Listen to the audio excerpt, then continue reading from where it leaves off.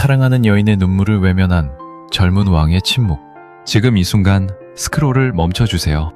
오늘 제가 전해드릴 이야기는 단순한 역사 이야기가 아닙니다. 사랑하는 사람의 눈물을 눈앞에서 보면서도 그 손을 잡아주지 못한 한 남자의 이야기입니다. 그 남자는 자신이 가장 아끼는 사람의 아버지를 스스로 사형장으로 보내야만 했습니다. 그것도 왕의 명령으로, 자신의 입으로. 그 남자의 이름은 이도, 우리가 성군이라 부르는 세종대왕입니다. 그런데 여러분, 한 가지 물어보겠습니다. 성군이 처음부터 성군이었을까요? 아닙니다. 그는 먼저 눈물을 삼켜야 했습니다. 사랑을 포기해야 했습니다. 그리고 그 어떤 왕도 하지 못한 결단을 혼자서 아무 위로도 없이 감당해야 했습니다. 오늘 지니 PD가 전해드릴 이야기는 바로 그 처절한 인내의 기록입니다. 끝까지 보시면 여러분의 삶 속에서 겪어온 수많은 침묵의 순간들이 새롭게 보이실 겁니다. 그리고 지금 이 채널이 처음이신 분들께 부탁드립니다. 구독 버튼과 좋아요 꼭 눌러주세요. 이런 이야기를 더 많이 전해드릴 수 있는 힘이 됩니다. 이미 구독 중이신 분들도 오늘 영상 좋아요 한 번만 눌러주시면 정말 감사하겠습니다. 자, 이제 시작합니다. 1장. 평범하지 않은 왕자. 시작부터 다른 운명. 조선 태종 8년, 서기 1408년. 당시 조선은 피비린내 나는 왕권 다툼의 상처가 아직 채 아물지 않은 나라였습니다. 태조 이성계가 세운 조선은 건국한 지 불과 16년밖에 되지 않은 신생왕국이었고, 왕자들 사이의 권력 싸움인 왕자의 난은 왕실 전체에 깊은 불신과 공포를 심어놓았습니다. 형제가 형제를 죽이고 아버지가 아들을 의심하는 시대. 그것이 세종이 태어나 자란 시대의 공기였습니다. 충녕대군 이도는 태종의 셋째 아들이었습니다. 왕위를 이을 위치도 아니었고 특별히 주목받을 이유도 없었습니다. 형인 양녕대군이 세자로 책봉되어 있었고 둘째 형 효령대군도 있었습니다. 충녕. 그러니까 훗날의 세종은 그저 조용히 책이나 읽는 셋째 왕자였습니다. 그런데 이 소녀는 달랐습니다. 보통의 왕자들이 말 타고 활 쏘는 무예를 즐길 때 충녕은 하루 종일 책 속에 파묻혀 있었습니다. 맘먹는 시간도 아까워서 책을 손에서 놓지 않을 정도였다고 합니다. 아버지 태종이 걱정할 만큼 독서에 빠져들었고 밤새 촛불을 켜고 공부하다 몸을 상하기도 했습니다. 하지만 그것이 단순한 책벌레의 취향은 아니었습니다. 충녕은 무언가를 찾고 있었습니다. 어떻게 하면 이 혼란한 나라를 제대로 세울 수 있을까? 어떻게 하면 백성들이 덜 고통받을 수 있을까? 그 답을 그는 역사 속에서, 성현들의 글 속에서 찾으려 했습니다. 그리고 그 즈음 충녕의 삶에 한 여인이 들어왔습니다. 2장. 사랑의 시작. 심씨 부인과의 만남. 그녀의 이름은 심씨. 영의정을 지낸 청송 심씨 집안의 딸이었습니다. 충녕은 15살에 이 여인과 혼인을 합니다. 훗날 우리가 소헌왕후라고 부르는 분입니다. 조선시대의 혼인은 대부분 정략적인 것이었습니다. 담정보다는 집안과 집안의 결합이었고 왕실의 혼인은 더욱 그러했습니다. 그런데 충녕과 심씨의 관계는 달랐습니다. 충녕은 심씨를 진심으로 아꼈습니다. 그리고 심씨 역시 조용하고 책 읽기 좋아하는 이 왕자를 깊이 따랐습니다. 두 사람은 서로를 이해했습니다. 왕실의 복잡한 정치 속에서 서로가 서로의 안식처가 되었습니다. 심씨의 아버지, 즉 충녕의 장인은 시몬이라는 인물이었습니다. 시몬은 당시 조선 최고위 관직인 영의정에 오른 거물급 인물이었습니다. 능력 있고 명망 있고 백성들의 신망도 두터운 사람이었습니다. 그런데 바로 이 장인의 존재가 훗날 충녕의 가슴에 평생 지워지지 않을 상처를 새기게 됩니다. 충녕이 세종으로 즉위하던 1418년, 세종의 나이 22살이었습니다. 아버지 태종은 왕위를 넘겨주었지만 여전히 상왕으로서 실권을 쥐고 있었습니다. 그리고 태종은 세왕 주변에 있는 강한 외척 세력을 결코 용납하지 않는 사람이었습니다. 3장. 폭풍의 전야, 장임의 그림자. 태종은 이미 왕비 원경왕후의 오라버니들, 즉 민씨 형제들을 처형한 전력이 있는 인물이었습니다. 왕권을 위협할 수 있는 외척이라면 가차없이 제거하는 것이 태종의 방식이었습니다. 세왕 세종의 장인 시몬, 그는 자연스럽게 태종의 경계 대상이 되었습니다. 시몬은 명나라 사신으로 떠나 있던 중에 영모의 혐의를 뒤집어 쓰게 됩니다.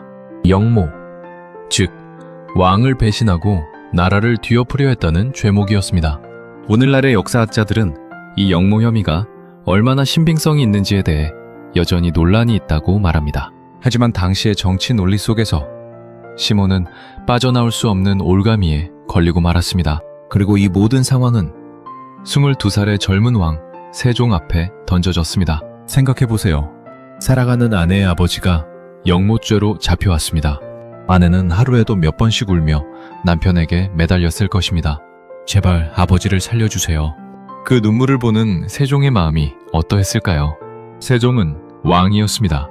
하지만 그 전에 한 인간이었습니다. 아내를 사랑하는 남편이었습니다. 사장. 가장 잔인한 침묵.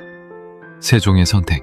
3418년 시몬은 결국 사사파우스, 즉 사약을 받고 생을 마감합니다.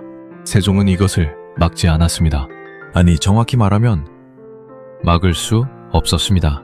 그리고 어쩌면 막아서는 안 된다는 것을 알고 있었습니다. 이 대목에서 많은 사람들이 세종을 오해합니다. 결국 권력 앞에서 아내도 버린 것 아니냐, 냉정한 정치인에 불과한 것 아니냐. 하지만 그것은 절반만 보는 시각입니다. 세종이 장인의 죽음을 막지 않은 것은 비겁함이 아니었습니다. 그것은 더 큰 판을 보는 눈에서 나온 결단이었습니다. 당시의 상황을 냉정하게 분석해 보겠습니다. 첫째, 아버지 태종은 여전히 상황으로서 실질적인 권력을 갖고 있었습니다. 만약 세종이 장인을 살리기 위해 태종에게 맞섰다면 어떻게 되었을까요? 왕위를 둘러싼 또 한 번의 피비린내 나는 충돌이 일어났을 것입니다. 조선 개국 이후 이미 2차례나 반복된 왕자의 난 같은 비극이 다시 펼쳐질 수도 있었습니다. 둘째, 세종이 외척편을 든다는 선례를 남기는 순간 왕권은 급격히 약화될 수밖에 없었습니다. 왕권이 약해지면 신하들 간의 세력 다툼이 심화되고 그 피해는 고스란히 백성들에게 돌아갑니다. 셋째, 세종은 알고 있었습니다. 자신이 이루고자 하는 일들, 그 모든 개혁과 창제와 편찬의 꿈들은 왕권이 굳건해야만 가능하다는 것을. 그래서 세종은 침묵했습니다. 아내의 눈물 앞에서 장인이 사약을 받으러 가는 그날에도 세종은 말하지 않았습니다. 그것은 돌처럼 차가운 냉정함이 아니었습니다. 그것은 이를 악물고 삼킨 눈물이었습니다.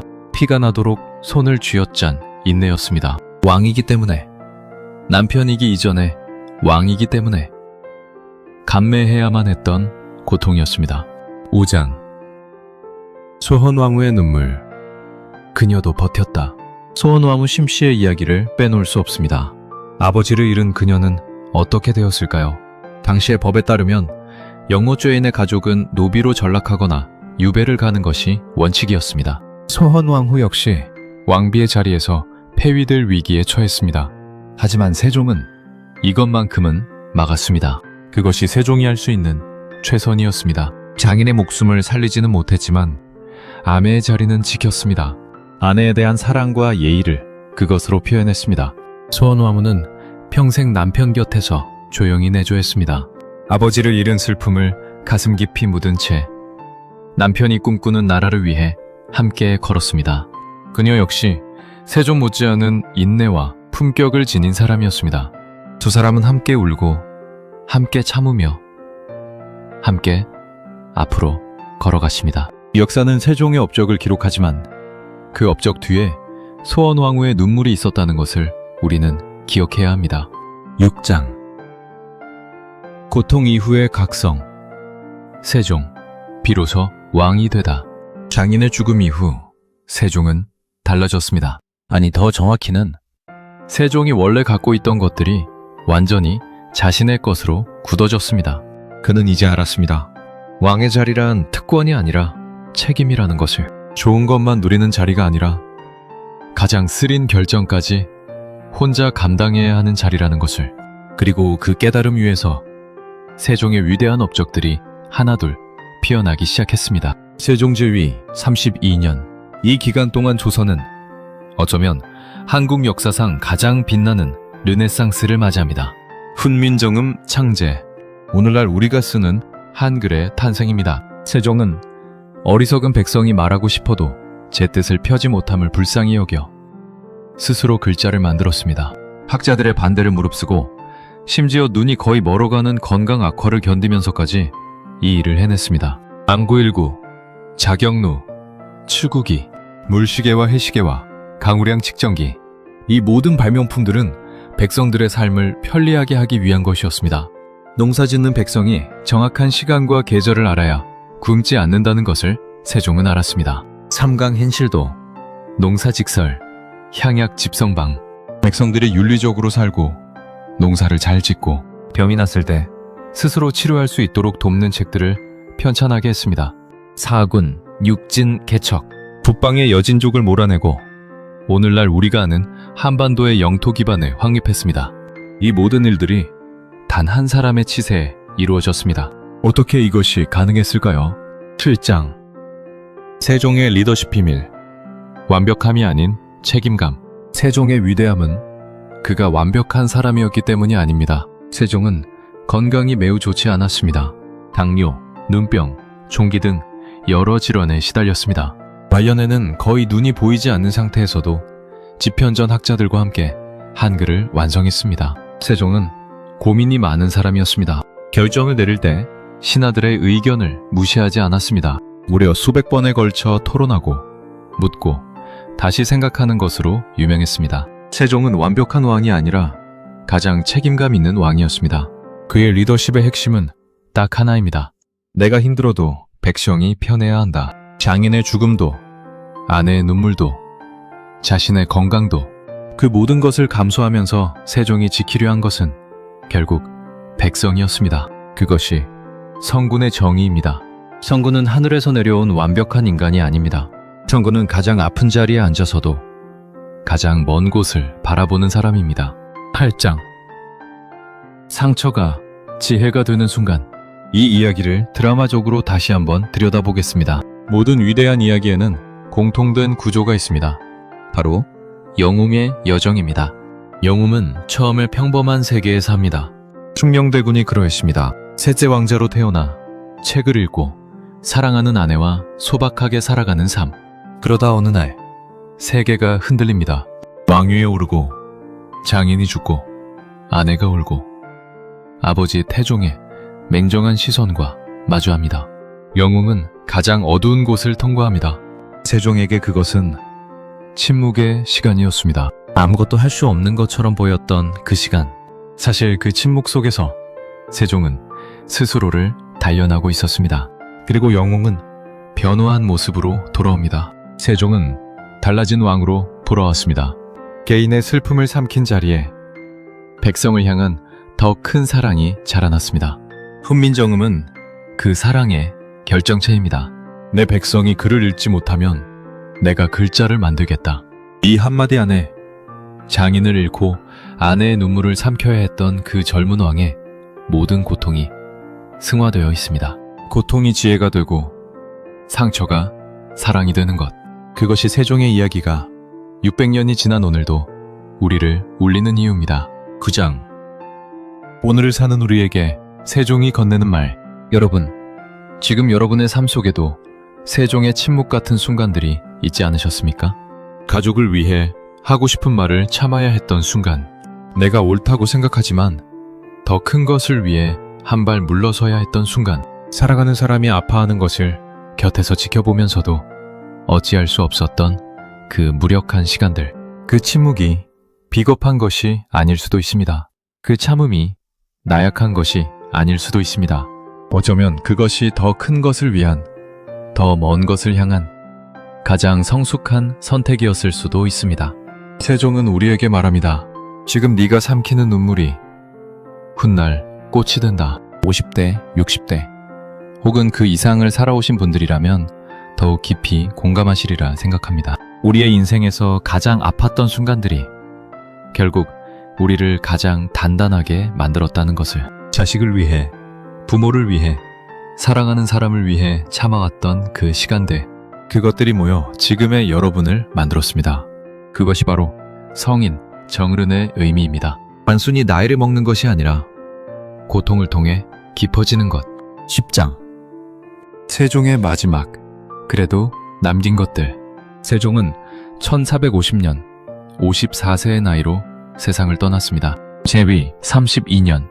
그 32년 동안 그는 자신의 건강을 돌보지 않았습니다. 밤새 연구하고 하루에도 몇 시간씩 학자들과 토론하고 직접 발명품을 구상하고 악보를 만들고 법을 정비했습니다. 몸이 상하는 것을 알면서도 멈추지 않았습니다. 임종을 앞두고 세종이 남긴 말은 소박했다고 전해집니다. 백성들이 편안히 살 수 있도록 해달라. 화려한 유언이 아닙니다. 업적을 자랑하는 말이 아닙니다. 그저 백성들이 편안하기를 바라는 마음. 그것이 세종 이도라는 인간의 처음이자 마지막이었습니다. 세종 이후 600년이 지났습니다. 우리는 지금도 세종이 만든 글자로 글을 씁니다. 세종이 개척한 땅 위에 삽니다. 세종이 정리한 법과 예의의 전통 속에서 살아갑니다. 그는 죽었지만 그가 남긴 것들은 살아있습니다. 한 사람이 자신의 아픔을 삼키고 더 큰 것을 위해 살아갈 때 어떤 일이 일어나는지 세종의 삶이 그 가장 웅장한 답입니다. 11장. 여기서 꼭 알아야 할 교훈. 오늘 이야기에서 우리가 가슴에 새겨야 할 교훈을 정리해드리겠습니다. 첫 번째 교훈. 진짜 어른은 눈물을 삼킬 줄 아는 사람입니다. 세종은 장인의 죽음 앞에서 울지 않았습니다. 아니, 울었을 것입니다. 하지만 그 눈물을 공개적으로 드러내지 않았습니다. 그것은 냉정함이 아니라 왕으로서의 책임감이었습니다. 내가 흔들리면 나라가 흔들린다는 것을 알았기 때문입니다. 우리의 삶에서도 마찬가지입니다. 때로는 감정을 표현하는 것보다 감정을 조절하면서 앞으로 나아가는 것이 더 큰 용기입니다. 두 번째 교훈. 지금의 고통은 나중에 힘이 됩니다. 세종이 장인을 잃은 그 상처는 오히려 세종을 백성을 향해 더 열리게 만들었습니다. 개인의 권력이나 이익보다 공공의 선을 먼저 생각하는 사람으로 만들었습니다. 여러분이 지금 겪고 있는 힘든 시간도 훗날 돌아보면 당신을 더 깊게 만든 시간이 될 것입니다. 세 번째 교훈. 성군 세주는 재능이 아니라 인내로 만들어집니다. 세종은 천재였습니다. 하지만 그것만으로 세종이 되지는 않았습니다. 그는 인내했습니다. 견뎠습니다. 포기하고 싶은 순간에도 멈추지 않았습니다. 우리 삶에서 진정한 성취는 대부분 재능보다 인내에서 옵니다. 포기하지 않는 것이 가장 강한 능력입니다. 네 번째 교훈. 사랑은 행동으로 증명됩니다. 세종은 아내를 사랑한다고 화려한 말을 하지 않았습니다.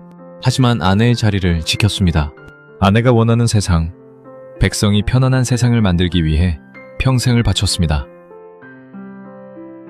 진정한 사랑은 말이 아니라 삶으로 보여주는 것입니다. 다섯 번째 교훈. 역사는 개인의 이야기로 이루어집니다. 세종의 위대함은 왕의 기록이기 이전에 한 인간의 이야기입니다. 아내를 사랑한 남편의 이야기, 장인을 잃은 사위의 이야기, 백성을 걱정한 지도자의 이야기, 우리 한 사람 한 사람의 삶도 마찬가지입니다.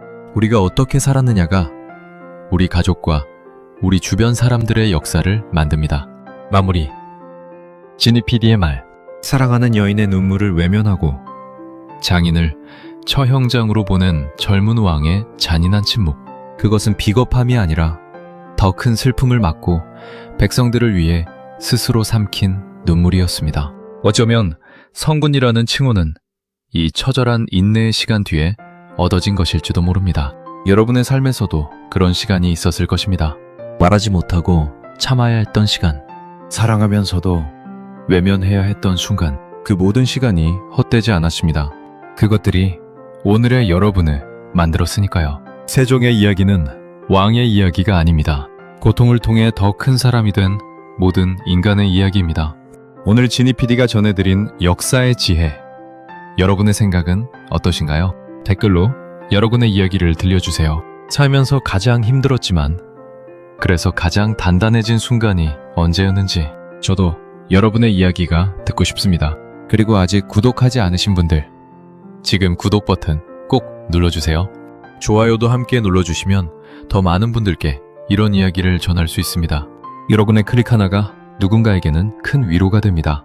다음 영상에서도 여러분의 삶을 더 깊게 만들어줄 이야기로 찾아오겠습니다.